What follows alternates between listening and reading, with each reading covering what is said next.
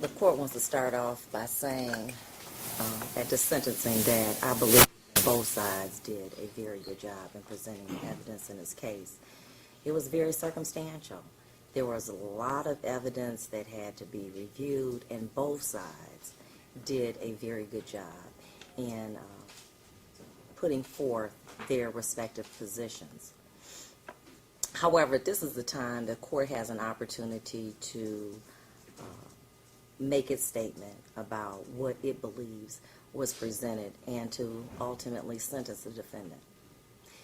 This case is about a man who wanted to control others but who could not control himself.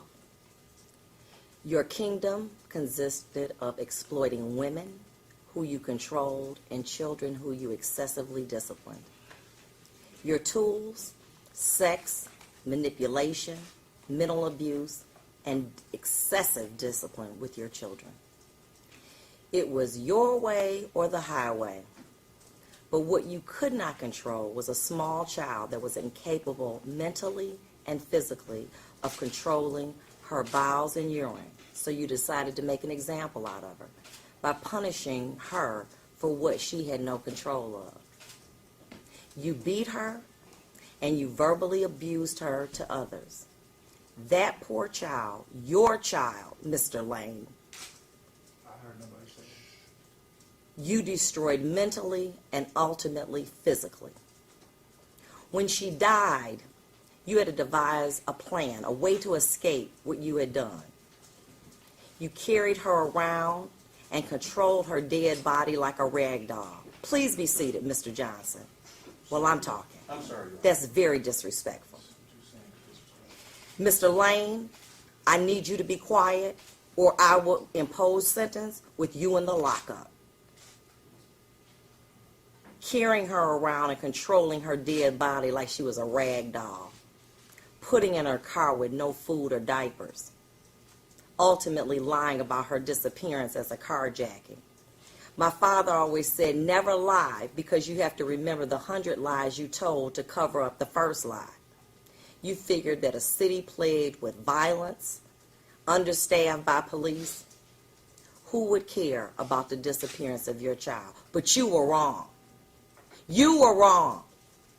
Not only was law enforcement, but regular individuals who thought about your child, who wanted your child to have a proper burial, scoured these streets day in, day out without receiving the proper compensation, many of them doing it, the citizens doing it for free, law enforcement, volunteering, taking them away from their families. For what? For this lie that you concocted because you were not man enough to face up to what you had done.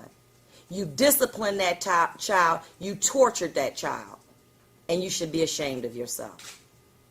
When law enforcement questioned you, you had selective memory. You remembered every detail about everything except what was really important, and that was who and why you let someone take your child. Absolute control controls absolutely. And now you will face what you tried to escape. By discarding a priceless child's life, you will now pay with your own life. At this time, as to count 1 felony murder, the court is going to sentence you to the maximum punishment of mandatory life without parole. As to child abuse first degree, as well as the fact that you've been charged with a habitual offender notice, the court is going to sentence you, excuse me, sir, to no less than 11, no more than 30 years in prison. The court is going to give you 246 days credit. You have 42 days to appeal my decision. If you cannot afford an attorney, want to be appointed to you, take him out. That concludes this matter.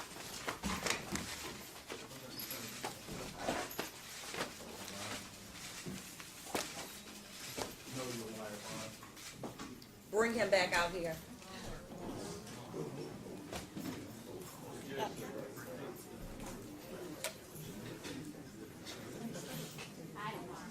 He says, you know, you're lying.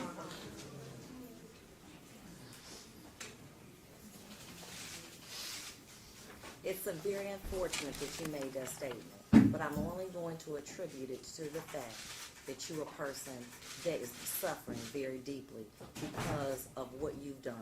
So as a result, no, excuse me, don't address me as Vonda. Take him out of here. Take him out. Take him out. You sit there lying like you did the whole time. And nobody proved nothing. There's no proof that my child is dead. None. Court is in recess. Thank you.